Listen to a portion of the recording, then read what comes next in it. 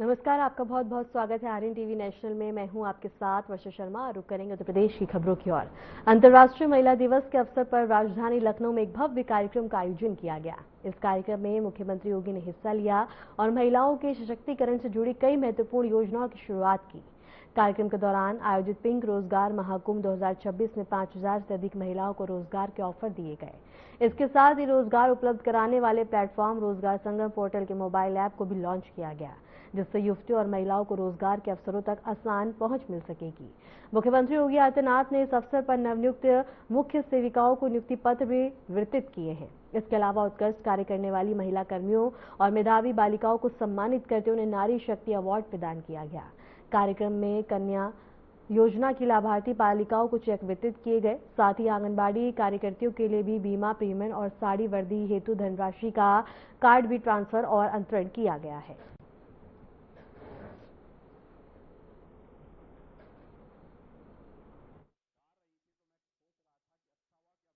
लता मंगेशकर जी नहीं तो उस समय संन्यास ले लेती।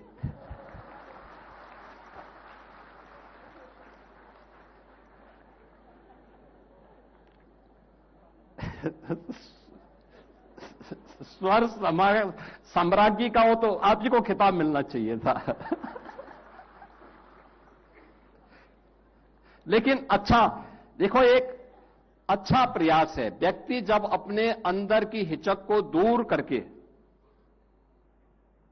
बोलता है, आत्मविश्वास तब झलकता है, और यह आत्मविश्वास सफलता की पहली सीढ़ी होती है।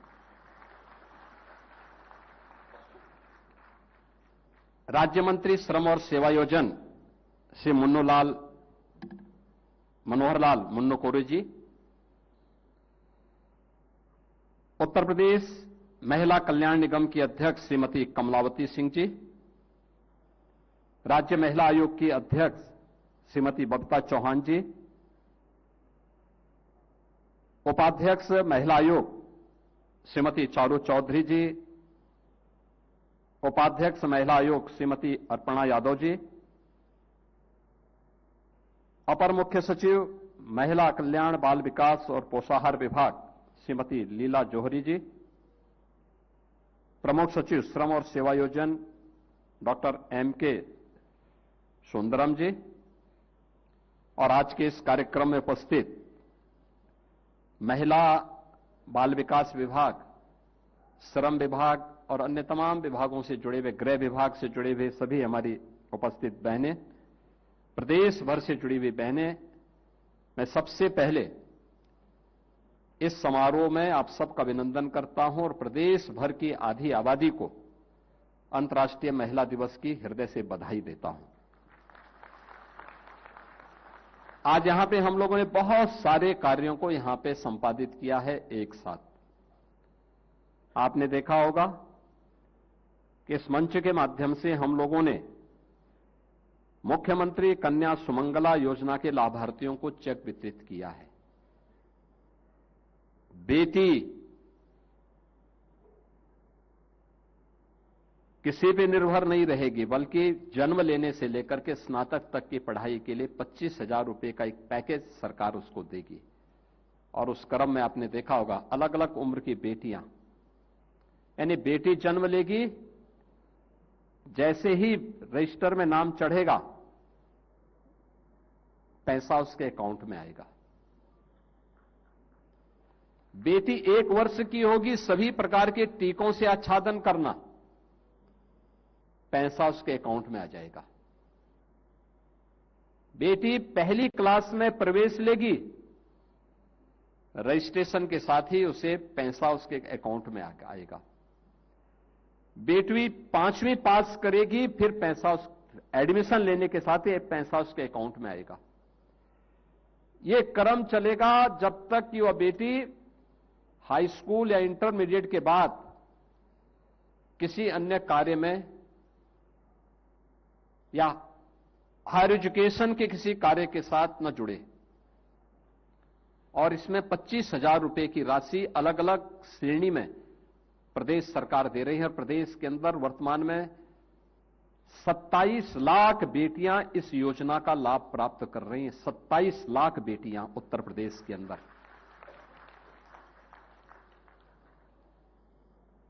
बेटी शादी योग्य हो जाए तो फिर उसको अभिभावक को चिंता नहीं करनी है कि पैसा कहां से आएगा। बेटी की शादी के लिए बिना भेदभाव के, आपको याद होगा जब 17 में सरकार आई थी तो हमने पहले 31,000 रुपये, पहले 35,000 रुपये, फिर 51,000 रुपये, और आज तो बेटी की शादी के लिए राज्य सरकार 1 लाख रुपया दे रही है। 1 लाख रुपया मुख्यमंत्री सामूहिक विवाह योजना में मुझे बताते हुए प्रसन्नता है। अब तक 4 लाख से अधिक बेटियों को इस योजना के माध्यम से, मुख्यमंत्री सामूहिक विवाह योजना के माध्यम से उनकी शादी संपन्न कराने में सरकार ने, प्रशासन ने अपना योगदान दिया है। और बेटी के लिए अभी तो हम लोगों ने एक लक्ष्मीबाई स्कूटी योजना लेके आ रहे हैं, बहुत शीघ्र इसको लॉन्च करने वाले हैं, जिसमें बेटी को हम एक स्कूटी देंगे। खासतौर पर स्नातक और प्रास्नातक की फाइनल ईयर की बेटियों को, जो मेधावी बेटियां हैं, पहले चरण में उनको उपलब्ध करवाएंगे और दूसरे चरण में फिर अन्य लोगों को भी इसके साथ धीरे धीरे करके आगे बढ़ाएंगे। पहले से पैसे की व्यवस्था कर दी गई है। यानी यह स्कीम बताती है कर्मिक रूप से महिला श्रम बल कैसे आगे बढ़ता है, ये उसके उदाहरण है। आज उस कार्यक्रम को महिला कन्या सुमंगला योजना के लाभार्थियों को यहां चेक वितरित किए गए। महिला कल्याण विभाग और पुलिस विभाग में उत्कृष्ट कार्य करने वाली महिला कार्मिकों को भी सम्मानित किया गया। बाल विवाह को रोकथाम करने के लिए उत्कृष्ट कार्य करने वाली महिलाओं तथा 181 महिला हेल्पलाइन में उत्कृष्ट कार्य करने वाली कार्मिकों को भी यहां पे सम्मानित किया गया। राजकीय जो गृह हैं, बालिकाओं के गृह हैं, उनमें से उनकी रैंकिंग की जाती है, उसमें 80% से अधिक अंक प्राप्त करने वालों को भी यहां पे सम्मानित किया गया। और मुख्यमंत्री बाल सेवा अंतर्गत भी मेधावी बालिकाओं को सम्मान आज यहां पे किया गया। 6 महिलाओं को नारी शक्ति अवार्ड दिए गए। और आंगनबाड़ी 17 के पहले रोज डंडा झंडा लेकर के लोग लखनऊ में बैठे रहती थी, और आज अब तो सरकार इनका मानदेय भी अच्छा करने जा रही है। विभाग के स्तर पर शिथिलता थी, अब विभाग भी उसको तेज करने जा रहा है कि स्मार्टफोन के माध्यम से उनका एक एक कार्य वे अपलोड करेंगी और उसको परफॉर्मेंस बेस्ड करते हुए अच्छा सम्मानजनक मानदेय तो प्राप्त करेंगी। आज उनका एक कार्यक्रम का शुभारंभ हो गया कि 5 लाख रुपए की कैशलेस स्वास्थ्य की सुविधा उनको प्रदान करने का कार्ड यहां पे आज उपलब्ध करवा दिया गया है। ऐसे ही अन्य विभागों को हम करेंगे, आशा वर्कर को करेंगे, रसोईया को करेंगे। आपने देखा ना चंदौली में बैठ करके, आपकी गाजीपुर में बैठ करके एक बहन कैसे बोल रही थी। देखिए, निराश्रित एक समय हो गई थी, समाज ने उसको निराश्रित बनाया, लेकिन सरकार जब खड़ी होती है साथ में तो वह स्वावलंबन का एक मॉडल बनती है कि कैसे अपने पैरों पे खड़ा हो सकती है नारी भी, और इसका उदाहरण उन्होंने वहां प्रस्तुत किया है।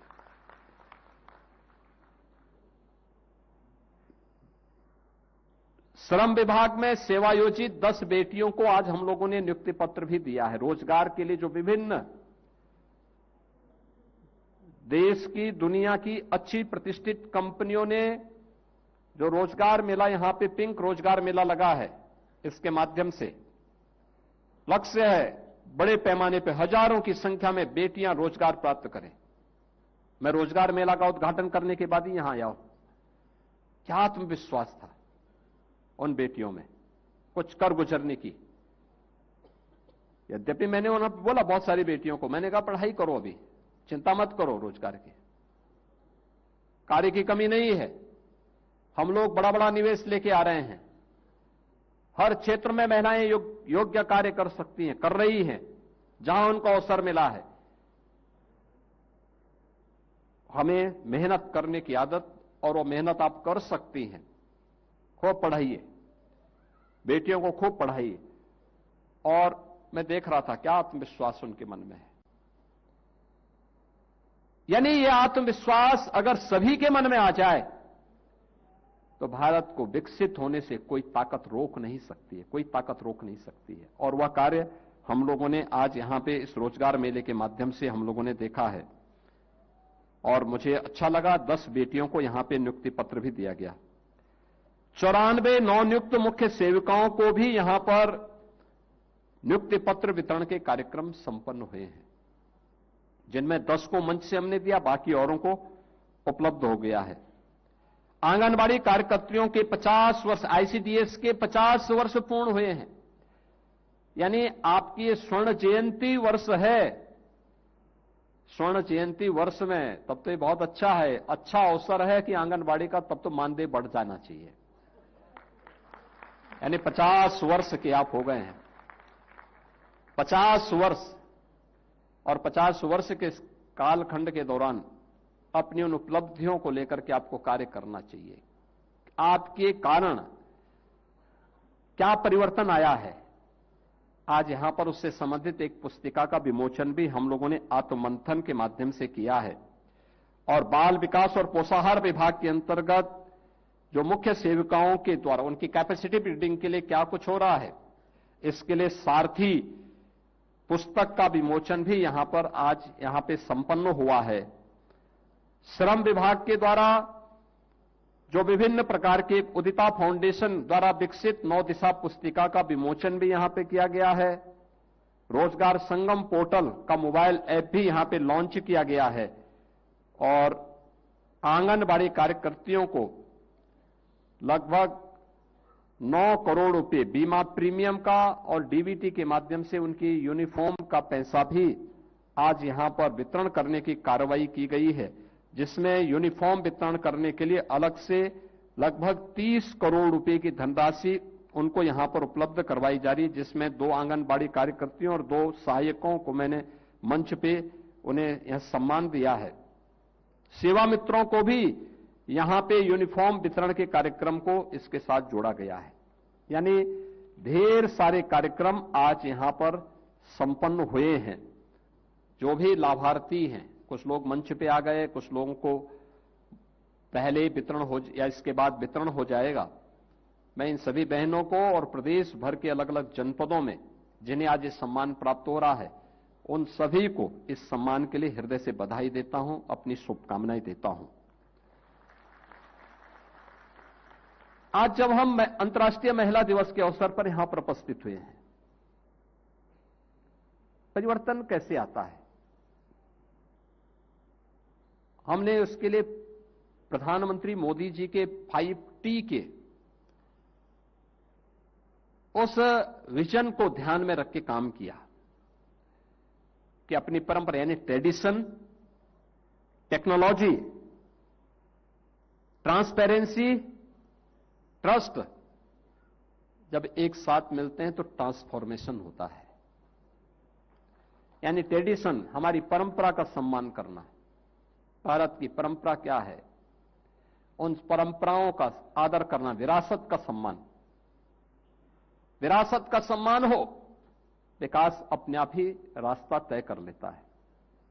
हम उसको आगे करें, उसके लिए हमें क्या कुछ करना होता है, यानी उसको हमें टेक्नोलॉजी के साथ जोड़ करके उसको और आसान करना होता है। टेक्नोलॉजी के साथ जोड़ना, कार्य में ट्रांसपेरेंसी होनी चाहिए, पिक एंड चूज नहीं होना चाहिए। ट्रांसपेरेंसी होनी चाहिए। जब ये चीजें होंगी तो पब्लिक का विश्वास पैदा होता है, आत्मविश्वास वही बदलने का कारण बनता है। और यही ट्रस्ट ट्रांसफॉर्मेशन का कारण बनता है, परिवर्तन का कारण बनता है। और ये 5T का आज एक उदाहरण उत्तर प्रदेश बना है। उत्तर प्रदेश उसका एक मॉडल बना है और उसी मॉडल को लेकर के आज हम लोगों ने प्रदेश के अंदर कार्य करना प्रारंभ किया है। मेरा यह मानना रहा है और आदरणीय प्रधानमंत्री जी बार बार इस बारे में कहते हैं, आधी आबादी को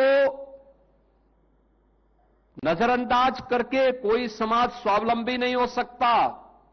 आधी आबादी को नजरअंदाज करके कोई समाज आत्मनिर्भर नहीं हो सकता है। और इसके लिए आप याद करिए 2014 में जब मोदी जी प्रधानमंत्री बने थे तो उन्होंने देश के अंदर बेटी बचाओ बेटी पढ़ाओ का कार्यक्रम आगे बढ़ाया था। बेटी बचाओ बेटी पढ़ाओ के बाद उन्होंने मातृवंदना योजना से लेकर के अनेक ऐसे कार्यक्रम महिला सशक्तिकरण के लिए उठाए, जिसके दम पर आज देश भर की बेटियां स्वावलंबन के मार्ग पर आगे बढ़ रही हैं। और अब तो आने वाले समय में विधानसभा और संसद में भी 33% सीटों पर बेटियां और बहनें चुन करके जाएंगी। यह भी प्रावधान अभी से प्रधानमंत्री मोदी जी ने तय कर दिया है। जीवन के प्रत्येक क्षेत्र में लखपति दीदी हो, ड्रोन दीदी के लक्ष्य को आगे बढ़ाना हो, महिला स्वयंसेवी समूह के माध्यम से स्वावलंबन का मार्ग प्रशस्त करना हो, या सैनिक स्कूलों में बेटियों की भर्ती को प्रोत्साहित करने का कार्य हो, अलग अलग क्षेत्र में उन्हें जीवन के प्रत्येक क्षेत्र में आगे बढ़ाने की प्रक्रिया का हिस्सा यह आज मजबूती के साथ आगे बढ़ा है। तो उसी से प्रेरणा लेकर के हम लोगों ने 17 में आने के बाद प्रदेश के अंदर जब मिशन शक्ति के कार्यक्रम को आगे बढ़ाया, इससे पहले सुरक्षा की स्थिति अच्छी नहीं थी, न बेटी सुरक्षित थी न व्यापारी सुरक्षित था। और जब बेटी ही सुरक्षित नहीं है तो अराजकता फैलनी थी। कर्फ्यू, दंगा, ये उत्तर प्रदेश की पहचान बन गई थी। अराजकता चरम पर थी, दुर्व्यवस्था थी, पलायन होता था। आप चले जाइए, उत्तर प्रदेश के कई जनपद ऐसे थे जहां अभिभावक बेटी को या तो स्कूल नहीं भेजता था, और स्कूल भेजने के लिए अगर उनको लगता था कि नहीं बेटी को पढ़ाना है तो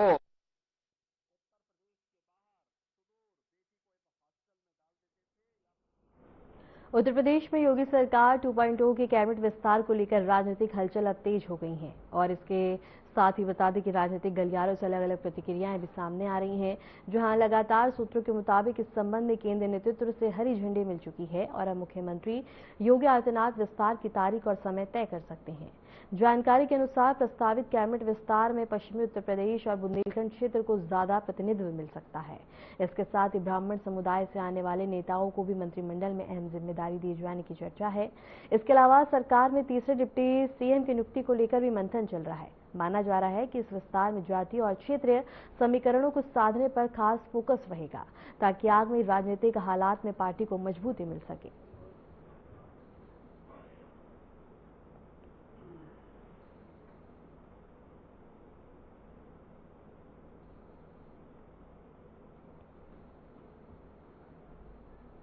वाराणसी से लखनऊ तक निकाली जा रही धर्मयोग शंखनाद यात्रा के दौरान शंकराचार्य स्वामी अभिमुक्तेश्वरानंद ने रायबरेली में उत्तर प्रदेश सरकार पर तीखा हमला बोला। इस दौरान उन्होंने राज्य के दोनों डिप्टी सीएम को भी आड़े हाथों लिया। शंकराचार्य ने कहा कि यदि बुड़कों की चोटी खींचने की घटना से सरकार को वास्तव में पीड़ा थी तो संदिग्ध लोगों के खिलाफ कार्रवाई क्यों नहीं की गई। उन्होंने इस मुद्दे पर सरकार की कार्यशैली पर सवाल उठाए। इसके साथ ही उन्होंने मुख्यमंत्री योगी आदित्यनाथ से जुड़े उस सवाल को भी दोहराया जिसमें 40 दिन में खुद को हिंदू साबित करने की बात कही गई थी। उन्होंने कहा कि इस पूरे मामले का विश्लेषण 11 मार्च को किया जाएगा। शंकराचार्य ने स्पष्ट कहा कि गाय को संरक्षण देने के लिए लिया गया संकल्प तब तक जारी रहेगा जब तक गाय को पशु सूची से हटाकर गौ माता की श्रेणी में शामिल नहीं किया जाता।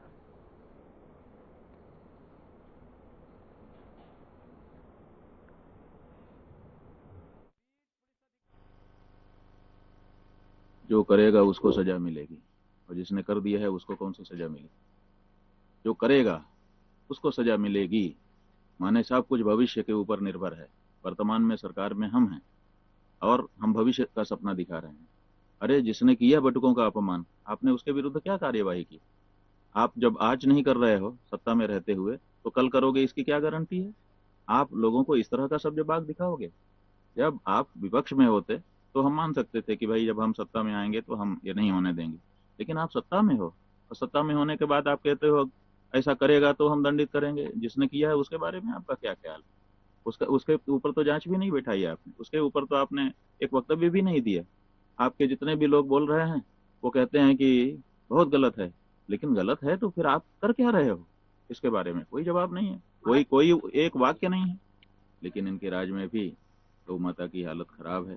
बीफ एक्सपोर्ट धड़ल्ले से जारी है और यहाँ तक कि पिछली सरकारों को भी इन्होंने बहुत पीछे छोड़ दिया है। ऐसी स्थिति में पूरे देश की जो गौभक्त जनता है वो सरकारों से मांग कर रही है कि बहुत हो चुका। 78 साल आईसीसी टी20 विश्व कप फाइनल में भारत और न्यूजीलैंड के मुकाबले से पहले उत्तर प्रदेश के कई शहरों में टीम इंडिया की जीत के लिए विशेष पूजा अर्चना और प्रार्थनाएं की गई। अयोध्या में संतों ने मंदिर में विशेष प्रार्थना आयोजित कर भारतीय क्रिकेट टीम की जीत के लिए आशीर्वाद मांगा। संतों ने देशवासियों से अपील की है कि वे टीम इंडिया का उत्साह बढ़ाएं और जीत के लिए काम न करें। वहीं कानपुर में भी न्यूजीलैंड के खिलाफ फाइनल्स मुकाबले में भारतीय टीम की सफलता के लिए शहर के विभिन्न मंदिरों और पूजा स्थलों पर श्रद्धालुओं ने पूजा अर्चना की और इसी टीम की जीत की कामना की।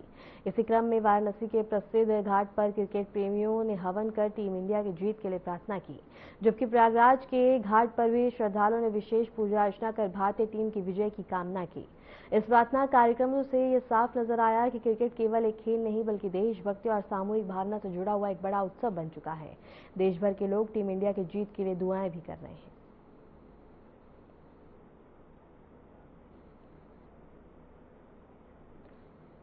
जौनपुर जिले के कैराकत कोतवाली क्षेत्र में अराजक तत्वों ने एक ऑटो पार्ट्स दुकान की गैराज में खड़ी करीब 15 गाड़ियों में आग लगा दी। यह घटना बता दी कि नई बाजार रोड की बताई जा रही है, जहां देर रात शरारती तत्वों ने खड़ी गाड़ियों को आग के हवाले कर दिया। बताया जा रहा है कि गैराज में खड़ी कई गाड़ियां आग की चपेट में आकर बुरी तरह जल गई। पूरी वारदात वहां लगे सीसीटीवी कैमरों में कैद हो गई है। घटना का वीडियो अब सोशल मीडिया पर तेजी से वायरल हो रहा है, जिसमें कुछ दबंग अराजक तत्व गाड़ियों को आग लगाते हुए दिखाई दे रहे हैं। सूचना मिलने पर पुलिस मौके पर पहुंची और मामले की जांच शुरू कर दी। पुलिस सीसीटीवी फुटेज के आधार पर आरोपियों की पहचान करने में जुटी हुई है। फिलहाल इस घटना के बाद इलाके में दहशत का माहौल है और पुलिस द्वारा दोषियों के खिलाफ सख्त कार्रवाई की बात कही जा रही है। सर यहाँ पे ये मामला है कि मेरा नाम अवनीश कुमार है, मेरी दुकान नई बाजार में है और मैं रात 8 बजे यहाँ से दुकान बंद करके चला गया और 15-14 गाड़ियाँ हमारी दुकान पे खड़ी थी बनने के लिए, जो हमारे यहाँ बाहर खड़ी होती हैं। इस पे 2-3 लोग आके पेट्रोल छिड़क कर पूरा जला दिए हैं इसे, और इसकी पूरी प्रशासन में चाहता हूँ कि इसकी पूरी जांच पड़ताल हो और कड़ी सजा मिले उनको। मैं यहाँ के 2-3 लोग ने आग जो बुझा रहे थे जल्दी आग को, उन्होंने हरदौई जिले में नेशनल हाईवे पर युवकों द्वारा की जा रही खतरनाक स्टंटबाजी का वीडियो सोशल मीडिया पर तेजी से वायरल हो रहा है। बताया जा रहा है कि यह वीडियो कछौना क्षेत्र के आसपास का है, जिसमें कुछ युवक चलती बाइक पर जान जोखिम में डालकर स्टंट करते हुए नजर आ रहे हैं। वायरल हो रहे 2 अलग अलग वीडियो में युवक तेज रफ्तार बाइक पर खड़े होकर स्टंट करते हुए दिखाई दे रहे हैं। कुछ युवक बाइक चलाते समय हैंडल छोड़कर भी बाइक दौड़ाते हुए नजर आ रहे हैं। वायरल वीडियो सामने आने के बाद लोग पुलिस प्रशासन से ऐसे युवकों के खिलाफ सख्त कार्रवाई की मांग कर रहे हैं। उनका कहना है कि इस तरह की स्टंटबाजी से न केवल कानून का उल्लंघन है, बल्कि यह दूसरों की जान के लिए भी गंभीर का खतरा बन सकता है।